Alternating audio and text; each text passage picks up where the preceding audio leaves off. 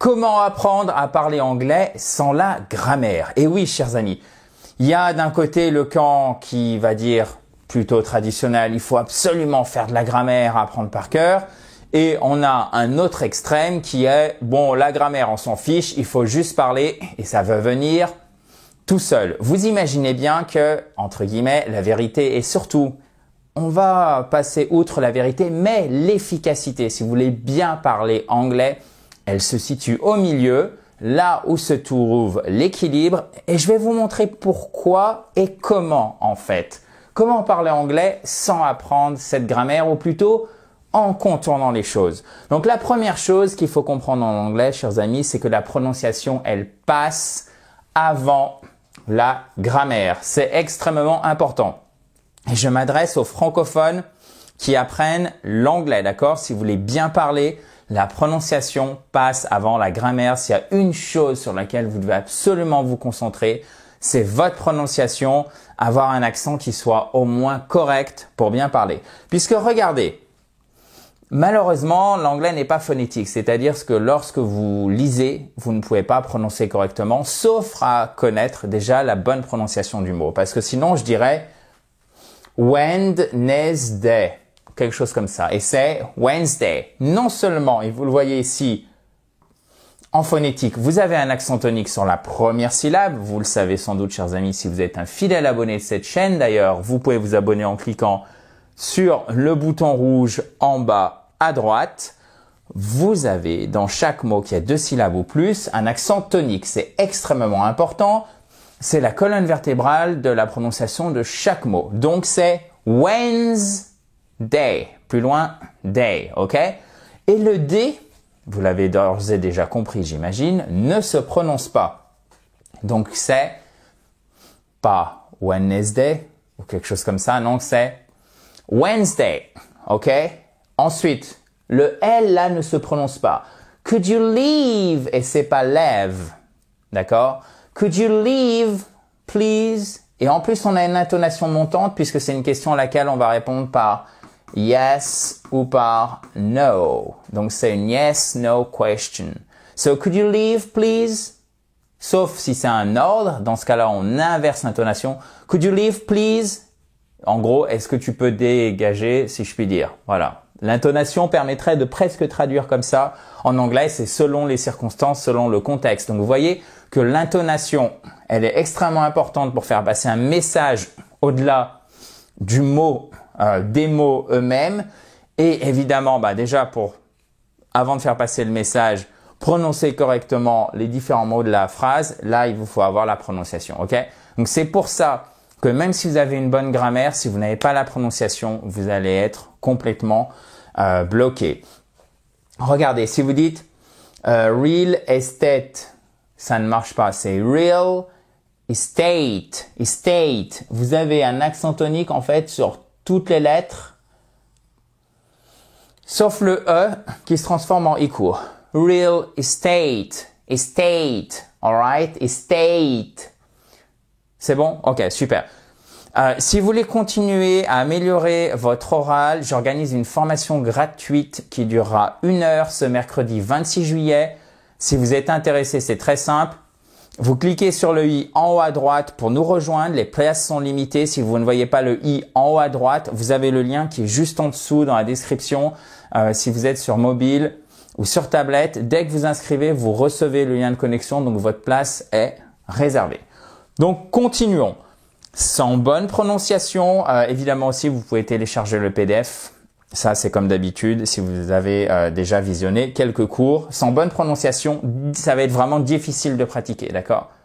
Donc, ce que vous voulez faire avant d'apprendre la grammaire, c'est la prononciation et après la pratique. Et évidemment, quand vous allez pratiquer, en fait, vous allez apprendre des structures grammaticales. Le souci, c'est que vous risquez aussi de faire des fautes. Et si on ne vous corrige pas vos fautes et 2, si vous ne comprenez pas vos fautes, vous allez mal parler anglais au mieux. C'est pour ça, et je vous disais que c'était une position d'équilibre, qu'il est nécessaire de faire aussi de la grammaire. Puisque vous passez de la grammaire, ce n'est pas vous rendre service. Cette dernière reste essentielle. Et je vais vous le montrer très simplement au lieu de faire de grands discours théoriques. Regardez. What is your name? Bon, c'est assez facile. Quel est ton nom? Sauf que nous, en français, en bon français, on va pas dire quel est ton nom. Mais si je vous dis quel est ton nom, ça fait un peu bizarre. Mais vous comprenez qu'en fait, c'est comment t'appelles-tu? How are you? Comment es-tu? Comment vas-tu? Assez facile, on n'est pas loin du mot à mot. Sauf que, et c'est là où ça se complique. Imaginez si vous deviez apprendre cette forme. Qu'est-ce que? Waouh! Il y a des que de partout, un apostrophe, un tiret, des UE. Pouh! Qu'est-ce que? Comment on traduit qu'est-ce que? What is this, that? Non, bah ça marche pas. En train. Comment je dis en train? Bon. Et de faire. Comment je traduis le de? En anglais, c'est beaucoup plus simple. Là, vous avez vu le nombre de mots. Regardez en anglais, vous en avez 4. What are you doing? Intonation descendante. Comment on traduit le en train? Par l'utilisation du présent continu qui est formé par l'auxiliaire être. Et voilà. Là, on arrive à notre grammaire qui est formée par l'auxiliaire être conjugué au présent, puisque c'est du present continuous. Et le continuous, il est exprimé par le ing qu'on ajoute au verbe. OK? Donc, là, il faut bien faire attention. Vous voyez, là, vous ne pouvez pas vous passer de la grammaire. Le qu'est-ce que, c'est simplement le what. Autre exemple. Je suis parti de la maison hier. Et là, vous allez comprendre pourquoi c'est dangereux.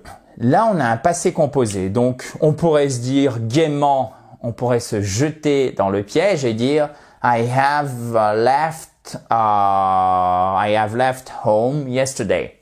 Sauf que ça ne marche pas. Pourquoi? Parce qu'il faut réfléchir dans le système des temps anglais. L'anglais n'est pas du français en anglais. Donc du coup, maintenant, comme on a fait de la grammaire et on sait que j'ai hier. Donc j'ai mon yesterday. Qu'est-ce que ça signifie? C'est une action qui est terminée dans le passé. Qu'est-ce que vous allez donc faire? Je vais mettre mon action, je vais mettre le temps qui correspond, c'est-à-dire le past simple, aussi appelé prétérit. Past simple et prétérit, c'est le même temps. Du coup, au lieu de faire du mot à mot, entre guillemets, je mets des guillemets bien évidemment bêtement, c'est-à-dire je me jette dans le piège. Qu'est-ce que je vais faire? Je vais traduire correctement. Deuxième chose, sauf que partir, quitter, c'est to leave. Est-ce que on a un verbe régulier et ça nous donne lived? Absolument pas. C'est un verbe irrégulier. Et là, deuxième point de grammaire. To leave, left, left. I left home yesterday. Alors bien sûr, si vous pratiquez, le left, il va venir naturellement. Mais ce qui va pas forcément venir naturellement, c'est utiliser le bon temps. Donc de toutes les manières, vous avez besoin de la grammaire. J'aurais dû te le dire. Bon, ça doit être avoir, donc I had, non.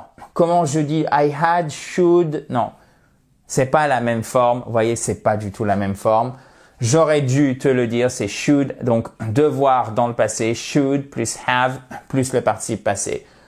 Et to tell, told, verbe régulier. I should have told you.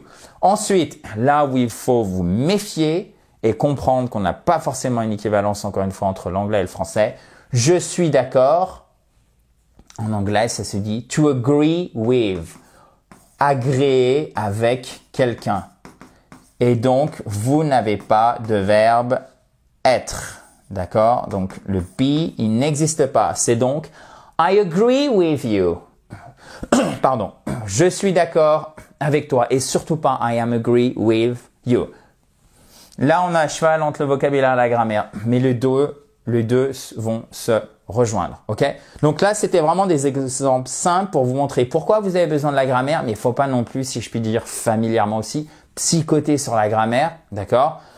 Apprenez à partir d'exemples simples, pratiquez. N'oubliez jamais que c'est la prononciation qui vient, par contre, avant la grammaire. Ça, c'est un parti pris personnel, mais qui est issu de littéralement de milliers de conversations, que ce soit à l'écrit, au téléphone, de vive voix, avec vous tous. So, grammar or no grammar? That is not the question. Il faut apprendre la grammaire, mais la grammaire, On peut pas résumer l'anglais à juste, bah tiens, aujourd'hui, je vais faire un petit peu de grammaire. Non. Parce que déjà, il vous faut absolument aussi cette prononciation. Il faut donc pratiquer. D'accord? Puisque si vous pratiquez, c'est le seul moyen de faire des progrès.